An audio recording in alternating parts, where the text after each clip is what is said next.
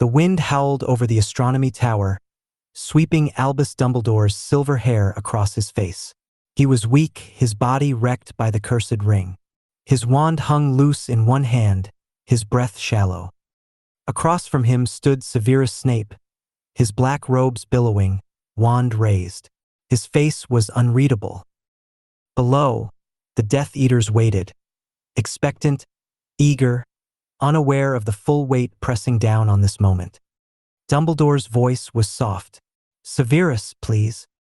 But this time, Snape's hand trembled. Dumbledore didn't look afraid. He looked tired. But behind the exhaustion was something else. Something that had always unnerved Severus more than anger ever could. Trust. Not control. Not command. Just trust. Snape hesitated, wand still pointed. "This was your plan." "I know. You asked me to do this." "I did." Snape's jaw locked. "Then why the hell do you look at me like that?" Dumbledore exhaled. "Because I want you to choose it. Not because I told you to." Below them, the doors burst open. Shouting. Footsteps. The Death Eaters had arrived. Draco Malfoy stepped forward first, wand shaking in his white-knuckled grip. Snape saw the boy's terror raw, blistering, and he saw himself years ago, unwanted, cornered, powerless. He turned his wand away from Dumbledore. "No," he muttered. Then, louder, "No." Spells exploded around them. One Death Eater tried to strike. Dumbledore raised his wand, shielded Draco instinctively. Severus turned, cast a cutting curse with vicious precision. Another masked figure fell. The tower became chaos. But Dumbledore did not fall. Snape vanished into the shadows, taking Draco with him. Below, in the dark corridors, war had begun. The world believed Dumbledore had died that night. But when Hogwarts reopened in September, he stood at the gates. A little more bent, a little slower, alive. It sent a ripple through the magical world. Some called it a miracle. Others whispered that it was a trick, that Dumbledore was already a ghost. But Voldemort knew the truth. He had been denied his public victory. Dumbledore's survival became a stain he couldn't scrub clean. The Carrows came to Hogwarts anyway, and so did Severus Snape. He returned under the Dark Lord's orders to take the position of defense against the dark arts professor. Dumbledore kept his word. He let Snape carry out the plan. The students feared him more than ever. He handed out detentions without mercy. He made the halls colder just by walking through them. But he did not kill. Not once. In the staff room, McGonagall cornered him one day. Her voice was ice. "You're playing a dangerous game." He didn't look up from his tea. "I always have." "You're pushing too hard." "I push so they don't push harder. The Carrows are watching me more than anyone." "And who watches you?" she snapped. He looked up, eyes hollow. "No one. That's the point." He turned his back to her and walked out. And still, the year crawled forward. Neville Longbottom took beatings. Luna Lovegood vanished. Hogwarts cracked. Dumbledore did what he could to hold the walls together. But cracks grow. And they were running out of time. The night of the battle, the sky over Hogwarts burned violet with magic. Smoke billowed from the forbidden forest. Giants roared in the distance. Inside the school, the last defenders gathered. Dumbledore stood once more at the front steps of the castle. His face was carved from stone. He turned to Minerva McGonagall, voice low.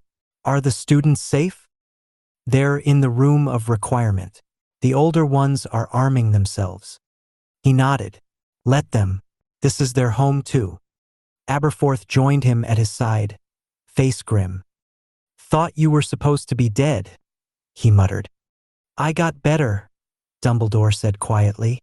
"I have a tendency to disappoint people who write me off." Then came the sound. A voice, cold and terrible, echoing through the stone halls of the school. "Bring me Harry Potter, and no one else has to die." Harry had already returned. In the shadows of the shrieking shack, Severus Snape bled out on the floor.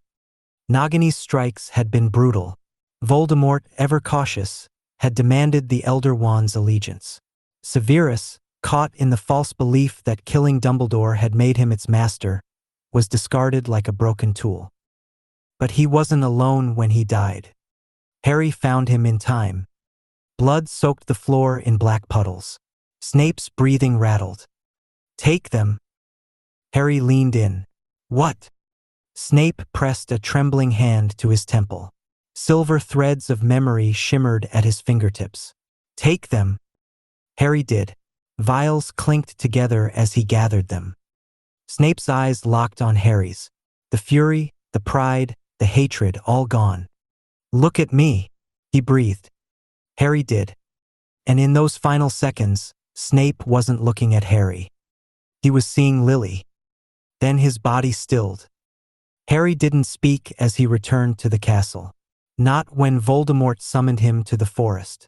Not even when he came back from the dead and faced Voldemort one last time. The moment the Dark Lord fell, silence crashed over the hall like thunder. People wept. People cheered. But Harry didn't move from his place near Dumbledore. "He's gone," Harry said. Dumbledore looked at the boy, no, the man before him. "Severus." Harry nodded. "We must go retrieve him from the Shrieking Shack," said Harry. Dumbledore nodded in agreement. As they arrived undetected, Harry said to Dumbledore, "He gave me his memories. All of them." Dumbledore closed his eyes. There was a long pause. "Then we must show them. First we take him back to Hogwarts." They laid Snape's body in the antechamber near the headmaster's office. No grand stage. No honors. Dumbledore stood over him. One hand touched the edge of the black robe, briefly. "I told you we'd both be hated," he whispered. "But only one of us will ever be understood." He turned to Harry. "We need the pensieve. We need to let them see," Harry said. "Everyone." Dumbledore hesitated. "It won't redeem him." "It doesn't need to," Harry said. "It just needs to be the truth." Dumbledore nodded. And they prepared to show the world who Severus Snape really was. The Great Hall was transformed. The dead had been moved, and healing was underway, but grief still hovered over every bench. The banners remained in tatters. The enchanted ceiling was gray with mourning. At the front, a table had been cleared. A single pensieve sat atop it. "I don't understand," Ron muttered under his breath, arms folded. "What good is showing this now?" Hermione gave him a sharp glance. "Because people need to know." Harry stood before the assembled students, teachers, and survivors. His face was pale, his hands clenched into fists at his sides. Beside him, Dumbledore looked worse than ever. Aged beyond his years, the curse from the ring still burning faintly under his withered hand. Harry didn't speak. He just looked out over them all and said, "Watch." He lowered the first strand into the pensieve. Lily's laughter, the willow tree, the boy in the corner with greasy hair and 2 long robes, watching her like she held all the light in the world. Gasps rang out.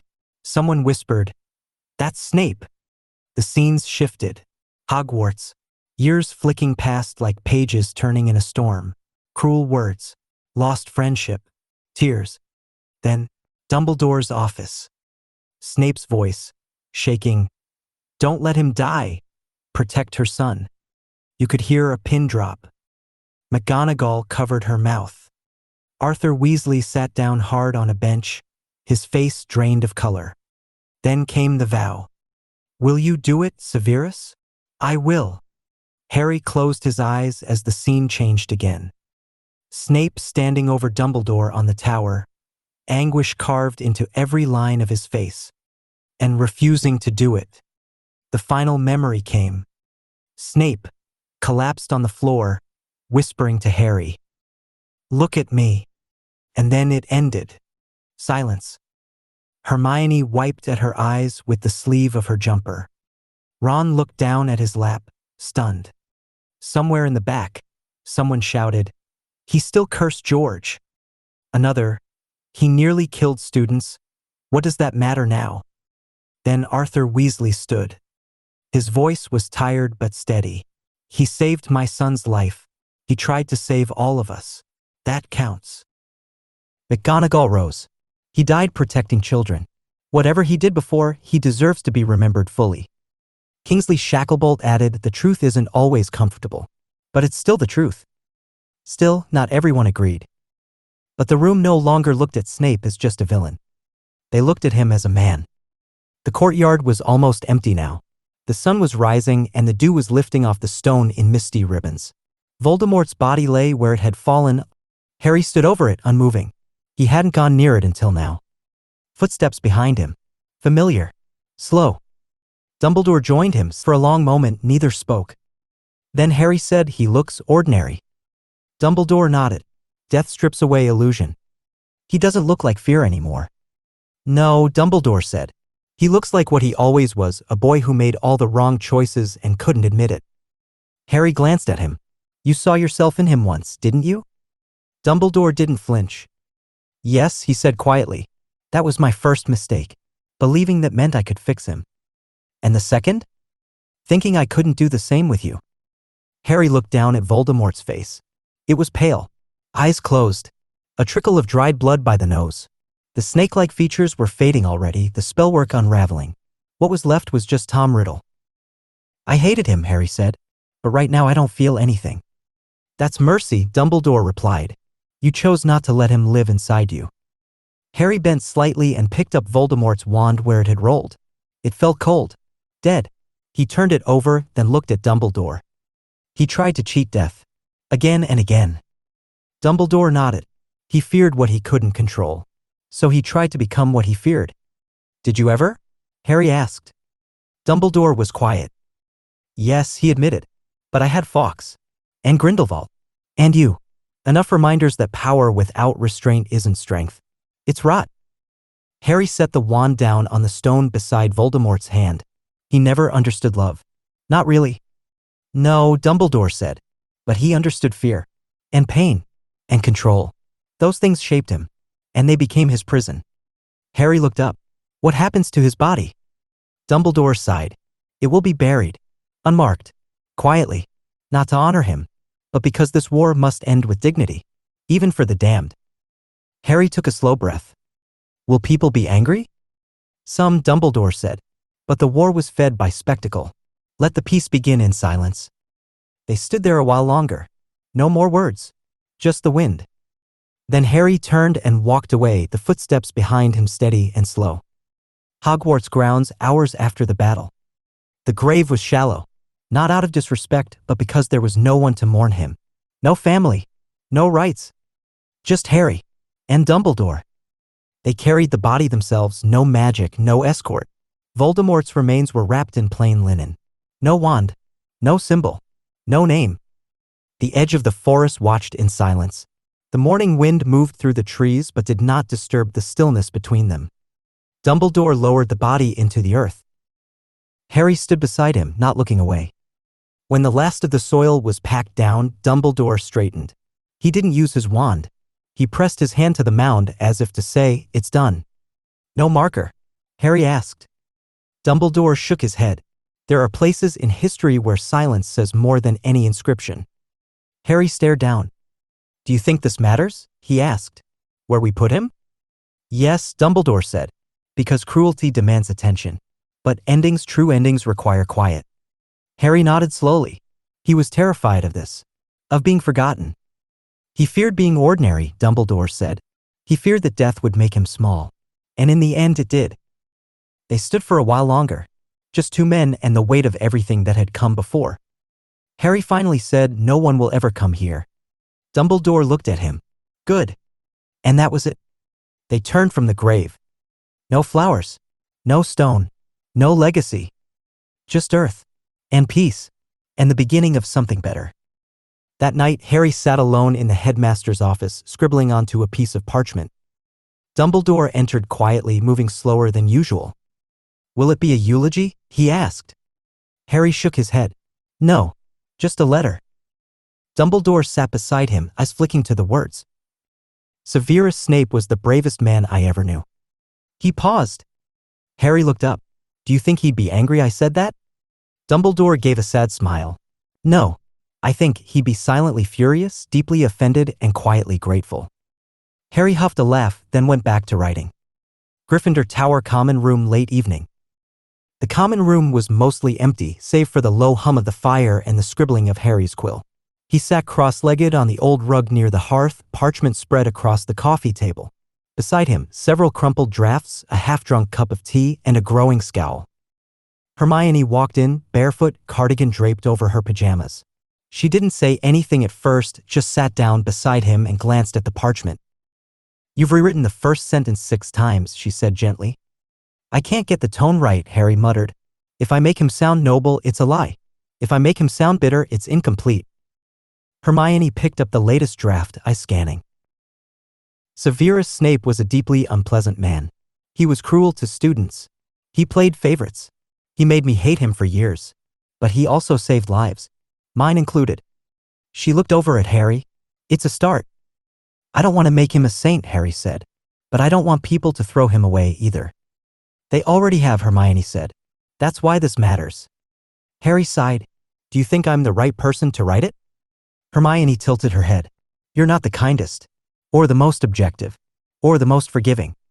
Thanks. But she went on, you're the one who saw the truth last. And you still changed your mind. That's rare, Harry. And powerful. He looked down at the draft. What do we owe him, really? Hermione reached over, gently took the quill from his hand. We owe him the truth, she said. All of it.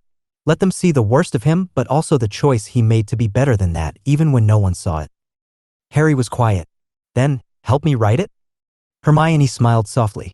I already am. The wizarding press descended like crows. The prophet ran the story in 3 parts, The Memories of Severus Snape. The headlines the next day were brutal. A Death Eater redeemed? Was Hogwarts safe under Snape? Potter defends murderer. Debate exploded. Some claimed Harry had been bewitched. Others said Dumbledore had manipulated everyone, even in death. But slowly, a different story began to emerge. Neville Longbottom gave a shaky interview about the way Snape had secretly shielded him from the Carrow's worst punishments. Madame Pomfrey wrote an open letter detailing how Snape had personally brewed healing drafts for the injured in secret. Minerva McGonagall, head high, told the prophet there are few people who've earned my respect the way Severus did by the end. But there were others who refused to forgive. The families of the dead, parents of students harmed under Snape's watch. Some picketed the school gates, demanding his portrait never be hung among the former headmasters. Dumbledore listened silently as the Board of Governors argued in circles. He didn't raise his wand. He didn't raise his voice. He simply said, when you demand perfect heroes, you deny imperfect people the right to change. It silenced the room. The grave was simple. No statue. No inscription beyond. Severus Snape, headmaster of Hogwarts. He served silently. It was McGonagall who found the spot near the forest under the shade of a bent yew tree. A quiet place. A little out of sight. A little like him. Harry arrived with her. Lucius and Narcissa were already there, standing at a respectful distance. Lucius looked older. Narcissa looked unchanged except for the eyes. Sharper. Tired in a way wealth couldn't hide. They stood in silence for a long moment. Then McGonagall placed a small bunch of white aconite at the base of the stone. He was impossible, she muttered. And he saved more than we'll ever know. She turned to go, giving Harry a brief, firm nod. Only Harry stayed. He glanced at the Malfoys. You didn't have to come. Narcissa looked at the grave. No, but we did. Harry hesitated. Then quietly, I've wanted to ask you something, Narcissa. Since the forest. Lucius tensed. She didn't. You lied to Voldemort. You told him I was dead. Why? A pause. She looked at him evenly. Because my son was alive. He blinked. You knew I was alive. I felt your breath, she said. I saw your eyes flicker. But that didn't matter to me. What mattered was Draco. I needed to know if he was safe. You risked everything. She looked at the grave. So did he. Harry followed her gaze. You were friends, weren't you? You and Snape. Lucius answered this time. He saved Draco's life more than once. Even when we didn't deserve it. Especially then. Harry nodded. He did that a lot. The wind rustled the leaves. Narcissus stepped forward and placed a small silver lily at the headstone. Then turned to Harry. Whatever else he was, she said, he was loyal. Until the very end. They left Harry alone then. He sat by the grave. Said nothing. But in his silence he meant everything. 1 month later. He didn't expect to find Draco Malfoy standing alone by Greenhouse 3.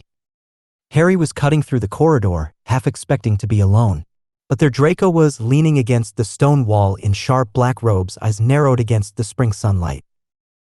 "You're following me now, Potter?" Draco said without looking at him.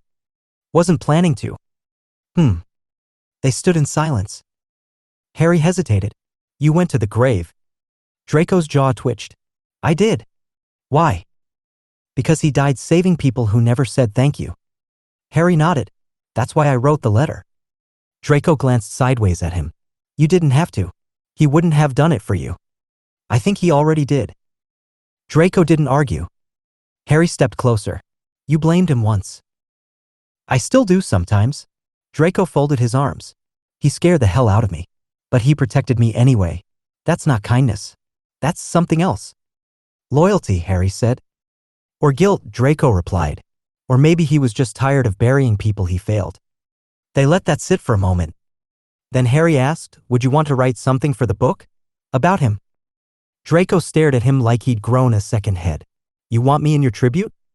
"I want the truth in it," Harry said. "Even the hard parts." Draco was quiet. "Then, if I write it, I'm not making him a martyr." "Good," Harry said. "He wouldn't want that." Draco looked at him, really looked. Something like respect flickered barely there. "I'll think about it," he said. Harry nodded. "That's all I wanted." Godric's Hollow, late autumn. The wind moved gently through the old graveyard, rustling the last of the brown leaves. Harry stood alone, hands in his pockets, coat tugged tight against the cold. The stone hadn't changed. James Potter. Lily Potter. The last enemy that shall be destroyed is death. He knelt between them, fingers brushing the edges of moss. "I brought a copy," he said, pulling a small wrapped book from his coat and laying it between the graves. "I don't know if you'd have forgiven him. I don't know if I even fully did. But I think you should know the truth. About him. About everything." The wind shifted. Behind him, soft and sharp like a snap thread, came a voice. "I doubt they'd be impressed." Harry didn't jump. He stood slowly. Turned. There, beside the leaning yew tree, stood Severus Snape. Pale, faint, half-shaded by dusk. Not fully solid. Not entirely gone. His arms were crossed, his eyes dark, unreadable as ever. Harry gave a tired smile. "Thought you hated graveyards." Snape gave the ghost of a sneer. "I hate sentimentality. And yet you're here." Silence. Then quieter, "You said too much in that book." "I said what mattered." Snape tilted his head. "You made me sound human." "You were." Snape looked away to Lily's name carved in stone. "I spent a lifetime trying to undo a moment," he said. "It wasn't enough."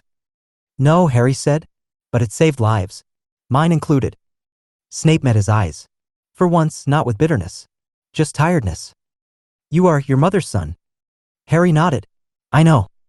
Snape's form began to fade, edges thinning into mist. "One more thing," Harry said quickly. The ghost paused.